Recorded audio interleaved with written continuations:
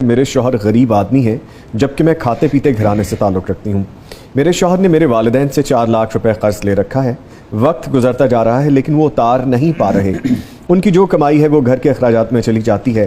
کیا میں اپنی زکوٰۃ کی رقم سے وہ قرض اتارنے میں اپنے شوہر کی مدد کر سکتی ہوں؟ اللہ اکبر، یہ سوال سن کے تو مجھے بڑی خوشگوار سی حیرت ہو رہی ہے۔ جی، خامد جو کماتا ہے وہ تو بیوی کہتی ہے میں تمہاری ہوں اور یہ تمہارا سب کچھ میرا ہے، اور اگر بیوی کے پاس کچھ اماؤنٹ ہے، والدین کی طرف سے گفٹ ملی، وراثت میں ملی، وہ خامد کی نہیں ہوتی۔ اکثر یہ دیکھنے میں آتا ہے، اکثر ہوتا ہے اس طرح سے۔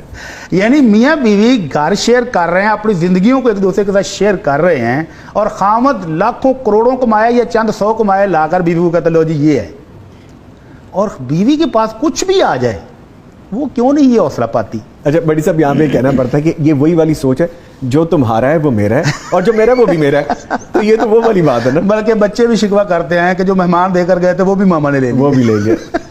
تو ایسا نہیں ہونا چاہیے نا۔ جی، اللہ کے نبی صلی اللہ علیہ وسلم کا اسوہ حسنہ کیا بتاتا ہے؟ اللہ کے نبی صلی اللہ علیہ وسلم کے گھر میں بیٹھے ہوئے آپ اکثر اپنی پہلی زوجہ محترمہ، ہم سب مومنوں کی ماں سیدہ خدیجہ رضی اللہ عنہا کو یاد کیا کرتے تھے۔ تو ام المومن عائشہ رضی اللہ عنہا اللہ کے رسول کی چہیتی اور لاڈلی بیوی اور ہم سب کی والدہ ہیں، وہ کہتی ہیں مجھے ان کا بار بار کا تذکرہ نا اچھا نہیں لگتا، سونکنا ہے نا، سونکنوں کو اچھا نہیں لگتا تھا۔ جی، تو ایک دن میں نے کہہ ہی دیا، اللہ کے رسول قد ابدلک اللہ خیرا منہا، وہ ایک بڑھیا جو ہم سے بہت پہلے فوت ہو گئی تھی، ہم نے دیکھا بھی نہیں، آپ ہر روز ان کا تذکرہ کرتے ہیں، ان سے اچھی اور بہتر بیویاں اللہ نے آپ کو دے دی ہیں، اب تو بھول جائیں۔ اللہ کے رسول صلی اللہ علیہ وسلم تڑپ گئے، صلی اللہ علیہ وسلم آپ تڑپ گئے۔ اس بیوی کی وفا، ان کی محبت، ان کی خدمت پھر یاد آ گئی، اور پھر یاد دلائی کہ عائشہ ایسا نہیں کہو، اور آئندہ ایسا نہیں کہنا۔ کیوں نہیں کہنا؟ کہ میری وہ بیوی وہ ہے کہ جب پورا عرب مجھے کہتا تھا کہ تو جھوٹا ہے تو وہ اکیلی کہتی تھی کہ نہیں میرا محمد سچا ہے، سبحان اللہ، صلی اللہ علیہ وسلم۔ سبحان اللہ، صلی اللہ۔ جب لوگ میرا انکار کر رہے تھے، ایمان نہیں لا رہے تھے، تو وہ میری بیوی میرے ساتھ کھڑی تھی، ایمان لائی تھی۔ اور تیسری بات یہ کہی کہ وہ واسطنی بمالہا، میری وہ بیوی مالدار تھی، تاجر تھی، جی، اور اس نے سارا مال میرے قدموں میں ڈھیر کر دیا تھا، سبحان اللہ، سبحان اور اللہ نے مجھے اس سے اولاد دی ہے، میرے بیٹے اور بیٹیاں سب اسی سے ہیں، آپ کو اولاد نہیں ملی۔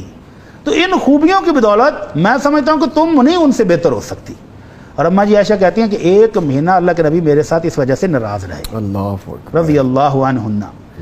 تو اماں جی کی جو خاص خوبیاں بیان کی، ان میں ایک یہ بھی تھا کہ انہوں نے اپنا مال پھر اپنا نہیں سمجھا، بلکہ خاوند کی خدمت کے لیے کائنات کے سردار کے قدموں میں ڈھیر کر دیا کہ آپ جہاں مرضی خرچ کریں۔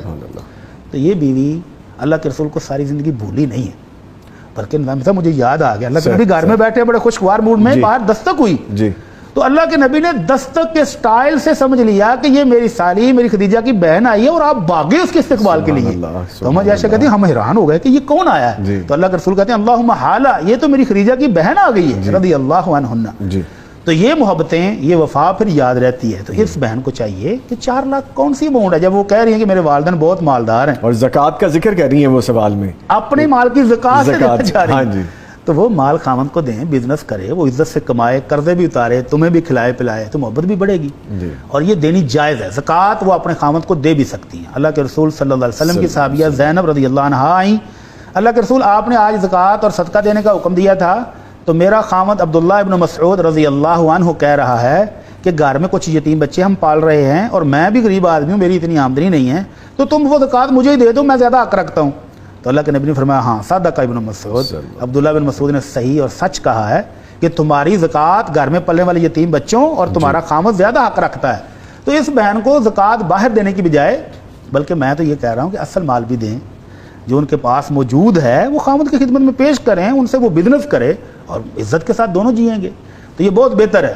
لیکن اگر اتنا حوصلہ نہیں پا رہی تو زکوٰۃ باہر دینے کی بجائے ان کا قرضہ تو اتاریں، وہ خیر ہی ہے کہ وہ کما کے لا رہے ہیں، گھر کے خرچے پورے کر رہے ہیں، اخراجات پورے کر رہے ہیں۔ اس کا مطلب ہے ماشاءاللہ خامد بھی محبت کرنے والا، محنت کرنے والا انسان ہے، تو اس کی قدر کرنی چاہیے۔ اچھا بڑی صاحب، یہ بھی ایک تاثر آ رہا ہے اس سوال سے، تصحیح فرمائیے گا اگر میں غلط ہوں، کہ وہ یہ چاہ رہی ہیں کہ میں زکوٰۃ کی رقم دے دوں اپنے شوہر کو، لیکن ان کو شاید یہ کنفرم نہیں ہے کہ اپنے شوہر کو دی جا سکتی ہے، شوہر کو زکوٰۃ دی جا سکتی ہے، لیکن وہ ایسا نہ کہیں، نہ کہیں، خامد کو یہ نہ کہیں کہ لو یہ میری زکوٰۃ پکڑو اور قرضہ اتارو، نہیں، بلکہ ان کی خدمت میں زکوٰۃ ہی کی اماؤنٹ دیں، لیکن یہ بتائیں نا کہ یہ میں زکوٰۃ ادا کر رہی ہوں، بلکہ کہیں کہ لیجیے آپ کا قرضہ ہے، آپ یہ قرض اتار دیں، ٹھیک ہے. اس سے محبت بڑھے گی.